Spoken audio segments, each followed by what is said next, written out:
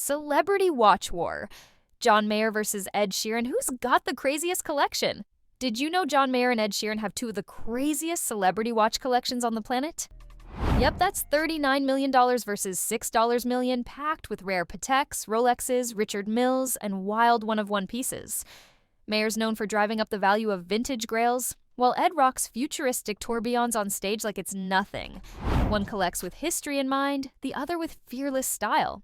But when it comes to bragging rights, who's got the rarest, boldest, most mind-blowing collection?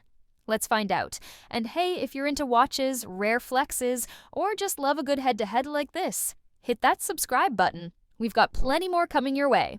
Rolex first up. Let's talk about Rolex, and this is where things get serious. John Mayer doesn't just collect Rolex, he influences the market. His very first big purchase? A Rolex Explorer 2. Not flashy, but it kicked off a wild journey. Years later, he flexed the green dial Daytona 116508 on Talking Watches, and boom, prices exploded. Collectors started calling it the John Mayer Daytona, and today, it's one of the most wanted Rolexes out there, but that's just scratching the surface. Mayer owns the insane Daytona Rainbow in yellow gold, yes, the one that's iced out with sapphires and diamonds.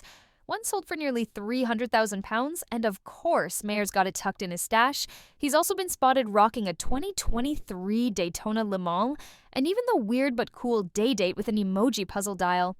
His collection has flair, rarity, and just the right amount of madness. Now Ed Sheeran, he's no rookie either. His white gold rainbow Daytona is discontinued and ultra rare. He owns a Paul Newman Daytona 6239, which is basically holy grail status. And he balances it out with modern hitters like the Panda Daytona, Everos Yachtmaster, and even Rolex's left-handed Sprite GMT. So who's really winning here? Well, this is just the beginning. Patek Philippe. Now this is where things get serious. Patek Philippe isn't just a watch brand, it's the final level of horology. And both John Mayer and Ed Sheeran have definitely unlocked it. Let's start with Mayer. His taste leans vintage and ultra-complicated. He owns multiple perpetual calendar chronographs, like the Refer 5270G in white gold, and the iconic Refer 3970 in yellow. But the real mic drop, his Nautilus, 5711 with olive green dial, double-signed with the Holy Grail Tiffany & Company stamp. That tiny logo, it pushes the watch into billionaire flex territory. One of those sold for $6.5 million at auction, and Mayer has it casually chilling in his collection. But he doesn't stop there. He's hunted down rare discontinued gems like the Patek 5004, a split-seconds chronograph with a perpetual calendar, pure mechanical wizardry. Now, let's talk Ed. His Pateks are just as wild, but with a modern twist. He owns the 5208P, a platinum minute repeater with a price tag north of $1.8 million. That's VIP-only territory. And Ed's not afraid to customize. He worked with Bamford to create a red-accented Nautilus 5726 with his own initials on the moon phase. He even got a World Time 5230G with Framlingham, his hometown, printed on the dial. That's next-level personal. Both collectors go deep, but in different directions. Mayer chases heritage and rarity, while Sheeran pushes limits with modern, customized grails. Either way, when it comes to Patek, these two are in a league of their own. But that's not all. Audemars Piguet. When it comes to Audemars Piguet, both John Mayer and Ed Sheeran are deep in the game, but they play it very differently. Mayer is all about craftsmanship, complications, and those low-key luxury pieces that only true collectors would recognize. He's got the classic rose gold Royal Oak Jumbo, 15202, clean, elegant, timeless. But then, he flips the script with wild pieces like the Royal Oak Concept Tourbillon chronograph and the Super Sonnery, a titanium minute repeater built for peak sound performance.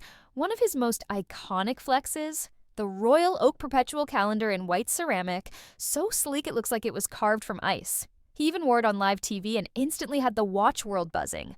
But it gets better. Mayer actually co-designed a Royal Oak. In 2022, AP dropped a final edition perpetual calendar in white gold with a shimmering dial inspired by a moonlit sky built with Mayer's creative input. That's next-level respect. Now, Ed Sheeran, He's all about staying ahead of the curve. He grabbed the white ceramic Royal Oak QP so fast, resellers couldn't even catch their breath. Then he doubled down with the blue ceramic version, which is even rarer. His blacked-out Royal Oak extra thin tourbillon, limited to just 30 pieces. And that futuristic concept flying tourbillon GMT, it's got that too. But his biggest flex is the custom Royal Oak Mathematics Tour edition, with hands in his album colors and his daughter's birth dates hidden in the dial. One of one, and yep, he even owns the Marvel Royal Oak Spider-Man, a 3D web slinger on the dial. Mayer leans classic with a collector's eye. Ed, he's the guy AP calls when they drop something wild. Now, what about Richard Mille? Richard Mille, well, when it comes to Richard Mille, the split between John Mayer and Ed Sheeran couldn't be clearer. Mayer is really not part of the RM club. Despite respecting the brand's crazy engineering, he's never been spotted rocking one. For him, it's all about heritage, vintage lines, classic complications, and timeless aesthetics. Richard Mille's futuristic, skeletonized designs just don't fit his vibe. He said it himself. Patek and AP already check all the boxes he cares about, from technical mastery to collector prestige. But Ed Sheeran, he's all in on Richard Mille, and not just for the hype. Ed actually wears his RMs. On tour, at games, on stage, one of his wildest flexes is the RM38. 01 Tourbillon Bubba Watson, a white quartz titanium beast with a built-in G-sensor. Only 50 made, and it's worth around $800K.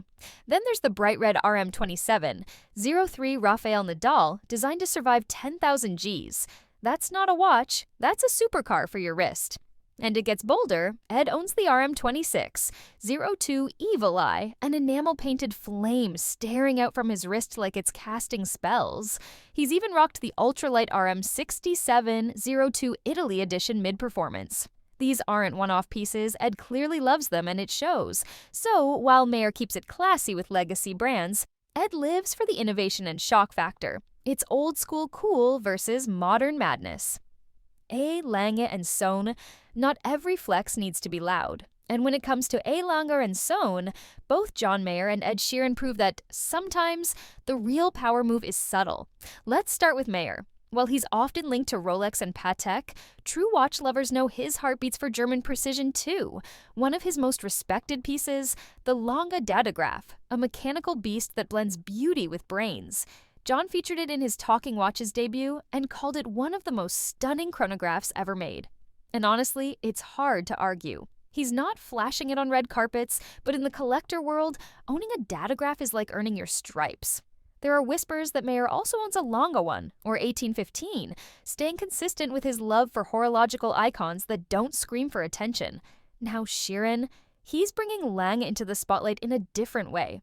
He owns the Zeitwerk in white gold, a digital-style mechanical watch that chimes and jumps like no other. It's bold, weird, and pure genius, perfect for Ed's personality. And then there's the Odysseus in stainless steel, not easy to get. Ed rocked the blue dial version not long after release, showing he's got major pull even in glashütte. So, Mayer leans historic, Sheeran leans futuristic, but both understand that Lange isn't just another luxury brand.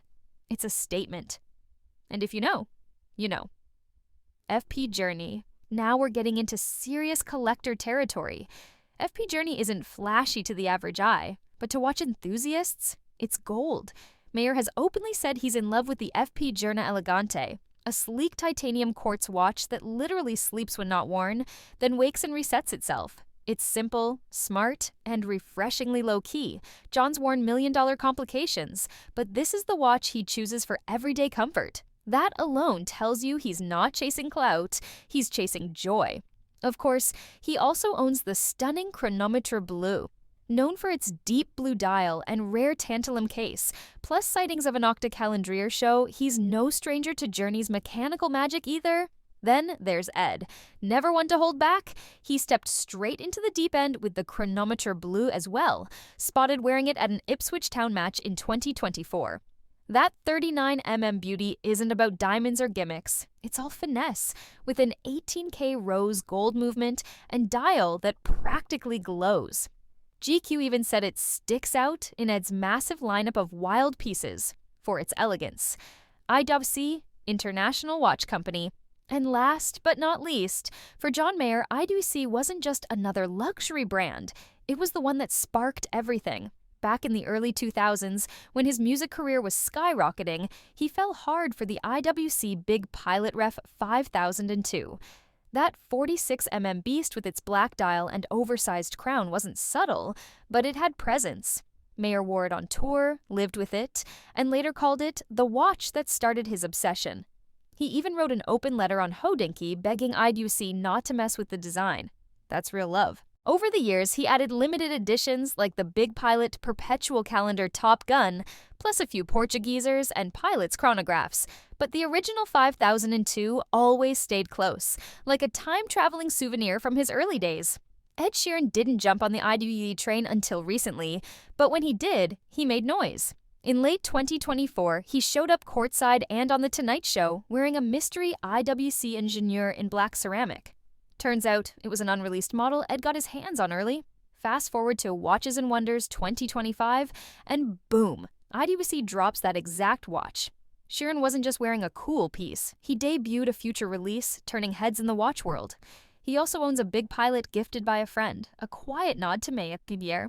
So now you've seen both sides. John with his vintage grails and collector-level depth, Ed with his bold custom showstoppers. But if you had to trade wrists with one of them for a week, who are you picking? Are you going classic with Mayer or going wild with Sheeran? Drop your answer below. I'm genuinely curious which side you're on. Oh, and if you made it this far, you clearly vibe with this kind of content, so go ahead and subscribe. That way, you won't miss the next big collector face-off.